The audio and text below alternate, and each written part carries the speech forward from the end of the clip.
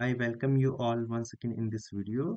So we will discuss one more question of 2024 CBSE board exam which is related to area related to circle chapter.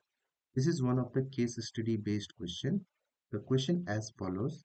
A stable owner has 4 horses. He usually ties these horses with 7-meter long rope. Each corner of a square shaped field is 20-meter length to graze in his farm, but tying with the rope in injuries to his horse, so he decided to build a fence around so that each horse can graze. So यहाँ पर जो fence build करने की बात की गई है, this is the fence. ये चारों कोनों पे आपके ये फेंस इन्होंने बनाई है, ठीक है। इतनी इंफॉर्मेशन के बिहाफ पे जो हमारे पास हम इंफॉर्मेशन लिख रहे हैं ये है ए बी सी डी। हमारा क्या है, स्क्वायर शेप ग्रास फील्ड है जिसकी साइड क्या है 20 मीटर, और हमें पता है स्क्वायर के सारे एंगल्स कितने डिग्री के होते हैं, 90 डिग्री के। इन्हें इन जनरल हम थीटा भी कह सकते हैं, ठीक है। और जिस रोप से हॉर्सेस को बांधा गया है उसकी लेंथ क्या है आपकी 7 मीटर। तो ये जो यहाँ तक हमारी इंफॉर्मेशन है ये इसके बेसिस पे है जो हमने यहाँ से यहाँ तक पढ़ा है, ठीक है। अब फेंसिस के हमें पता है कि जब हॉर्सेस को बांधेंगे तो ये इतना ही एरिया कवर कर पाएंगे जो ये वाला एरिया, ठीक है। ये फैंस है हॉर्सेस की। अब जो पहला क्वेश्चन है that is find the area of the square shape grass field. अब हमें पता है एरिया जो स्क्वायर शेप का होता है दैट इज साइड स्क्वायर। तो साइड का स्क्वायर किया, 20 का स्क्वायर किया, तो we will get the answer 400 metre square. Must write the unit. I hope कि आपको समझ में आ गया हो कि एरिया ऑफ स्क्वायर निकालना है, ठीक है। अब now coming to the question two A part.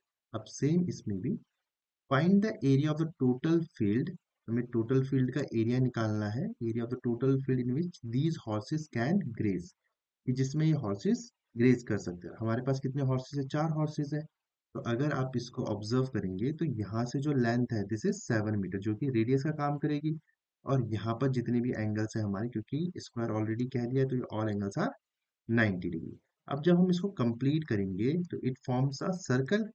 और ये क्या है आपका एक सर्कल का जो ये क्या रिप्रेजेंट कर रहा है, yes this is a sector. तो ये चारों क्या है हमारे, ये सेक्टर्स है, ठीक है। अब हमें पता है कि सेक्टर्स का एरिया निकालने that is theta by 360 pi r square. तो थीटा इज 90 डिग्री क्योंकि सारे एंगल्स स्क्वायर के 90 डिग्री होते हैं। और जिस रोप से बांधा गया it means this is a radius. अब 4 हॉर्सेस ने कितना एरिया कवर किया, तो एक हॉर्स के द्वारा जो एरिया ग्रेज किया गया that is theta upon 360 pi r square. अब 4 हॉर्सेस का निकाला तो हमने 4 से मल्टीप्लाई कर, ठीक है। अब यहाँ पर थीटा की वैल्यू 90 डिग्री अपॉन 360 पाई, और रेडियस क्या है हमारी 7 into 7। तो 90 को हम अगर 360 से डिवाइड करेंगे तो हमारा 4 आएगा, 4 से 4 ये कैंसिल आउट, 7 से 7 कैंसिल आउट, और 22 into 7। So the area graze by 4 horses is 154 metre square, ठीक है। Now we will coming to the question two B part.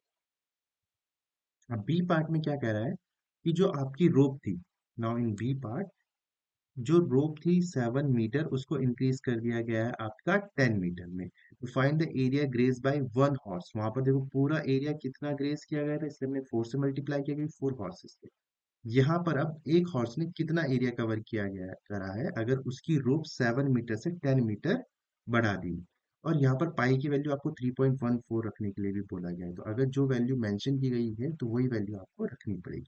पहले ये आपका जो एरिया सपोज हमने ये कंसीडर किया, ये 7 मीटर था। अब क्या कर दिया, इसकी रोप अगेन 10 मीटर बढ़ा दिया। अब ये जो 10 मीटर भी है ये भी क्या आपका फॉर्म क्या कर रहा है, yes this is also a sector. तो क्योंकि एक हॉर्स ने अगर 7 मीटर से 10 मीटर तक तो कितना एरिया कवर करेगा, एरिया ग्रेज्ड बाय 1 हॉर्स, तो theta by 360 into pi r. इसको अब आपको बार बार फॉर्मूला लिखने की रिक्वायरमेंट नहीं क्योंकि you have already return formula 1 time.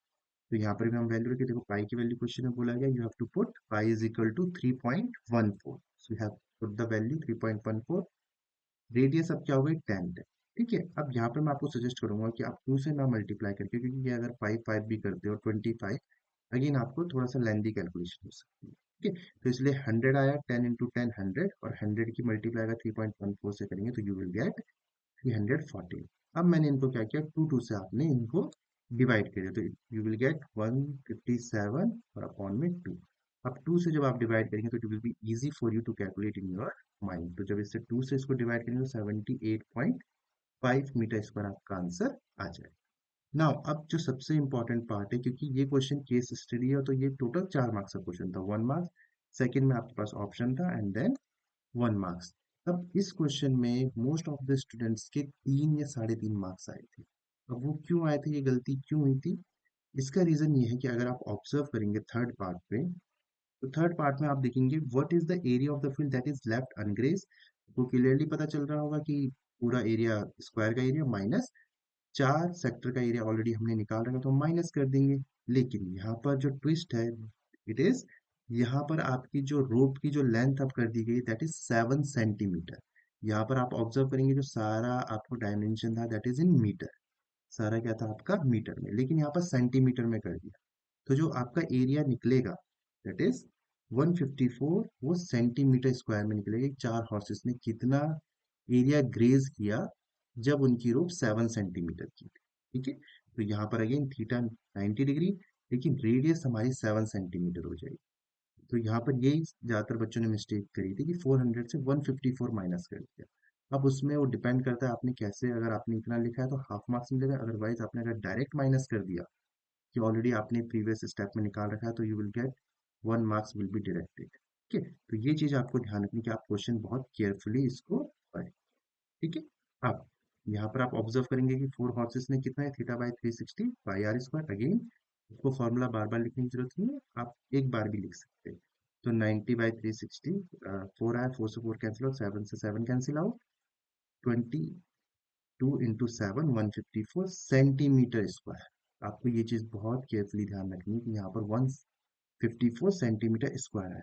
अब सेंटीमीटर, क्योंकि हमारा जो पूरा एरिया ऑफ स्क्वायर था, square field that is 400 metre square, तो सेंटीमीटर स्क्वायर को कैसे चेंज करेंगे, हमें कन्वर्जन पता है कि 100 centimetre is equal to 1 metre होता है। तो 1 centimetre is equal to 1/100 metre, क्योंकि 100 को हम यहाँ पर लेके चले। आप डायरेक्ट भी वैल्यू रख सकते हैं, this is for your understanding. अब centimetre square it means 1 centimetre into 1 centimetre. आप 1 सेंटीमीटर की जगह पे क्या रख सकते हैं, 1/100 मीटर। अब जैसे ये वैल्यू रखी तो 100 into 100, तो ये आपका 10,000, 10,000 से राइट साइड से हम डेसिमल पुट करेंगे तो एक डेसिमल आगे आ जाएगा, तो 0.014 मीटर स्क्वायर 4 हॉर्सेस ने एरिया ग्रेज किया जब उनकी रोप की लेंथ 7 सेंटीमीटर थी।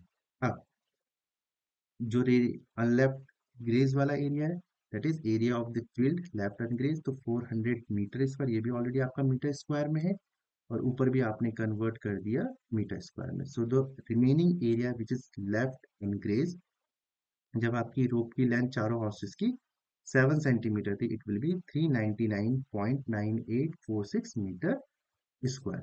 तो इस पार्ट में मोस्टली बच्चों की मिस्टेक हुई थी, आई एम नॉट सेइंग कि सभी बच्चों की, लेकिन मोस्ट ऑफ द स्टूडेंट्स की ये मिस्टेक हुई थी, जिसकी वजह से उनके 3.5 या 3 मार्क्स आए थे।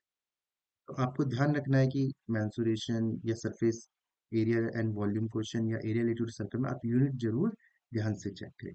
आई होप ये क्वेश्चन आपको समझ में आ गया होगा।